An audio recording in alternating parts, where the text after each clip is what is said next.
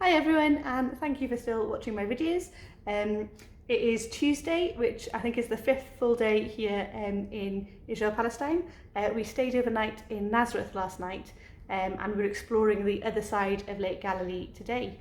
So it's been another good day. We've been doing reflections at the different spots and we've had some just fantastic reflections today, which has been really nice.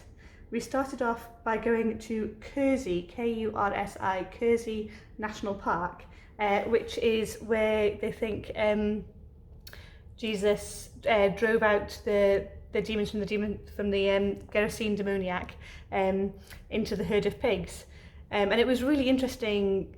It's not a barren place, but it feels more barren than some of the other places that we've been to, and there were places to explore there, and a chapel.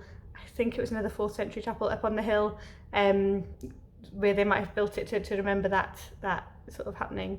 And it had you'll see some pictures of people in little arches. So there's lots now of places to go and sit around and to soak in that atmosphere of where Jesus was walking and showing people of how much worth and value they are.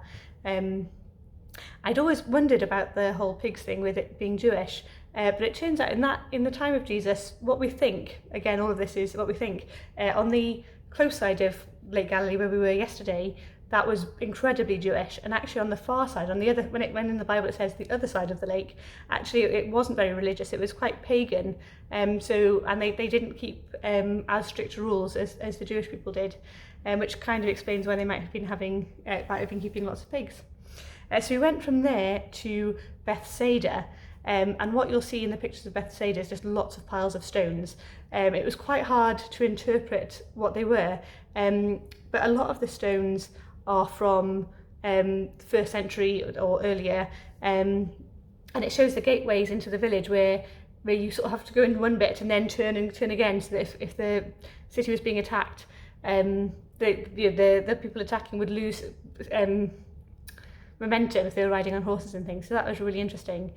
So yeah, the big piles of stones, those are from the time of Jesus. They're fairly sure, but they do just look like piles of stones. It was quite hard to work out what things were, but it was beautiful, and you could look down to Lake Galilee.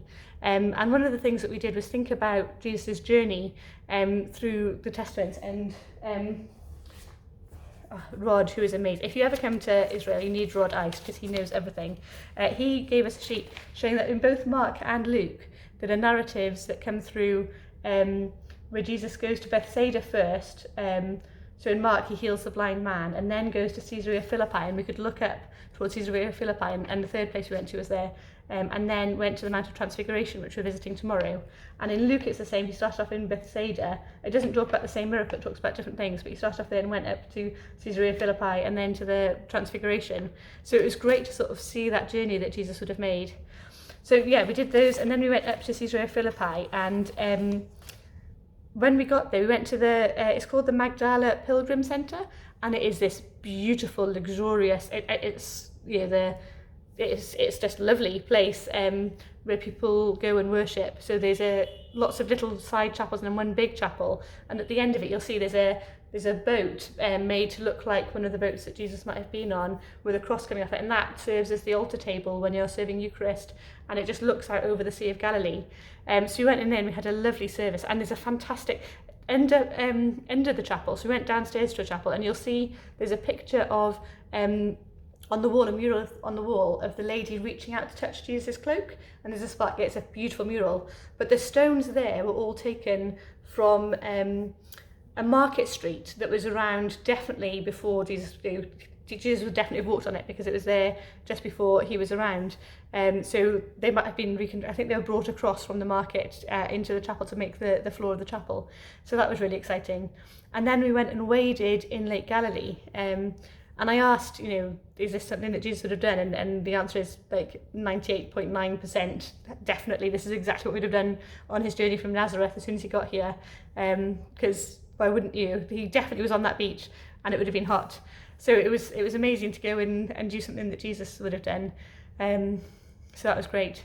I've tried to remember to take pictures of food, because some people are asking what we're eating. There's a lot of really beautiful like aubergine dishes and chickpea dishes and salads, and there's always salad. You'll have that as a starter, and then there's loads of different options for main meals, and it's really nice. It's all really fresh. We're having a lot of watermelon, lots of like fresh fruit. Like, we see mangoes growing everywhere. So yeah, that's been really good too. Yeah, so we did that, and then we came back to Nazareth, and I've just bought, I won't get it out now because it's all wrapped up, but a chalice and then a plate to use for communion, which is in the same style as there's ancient mosaics in all of the churches. It's clearly what they did to decorate. So it's in that sort of style of mosaic, showing the loaves and the fishes as a reminder of where we've been. So that was really good.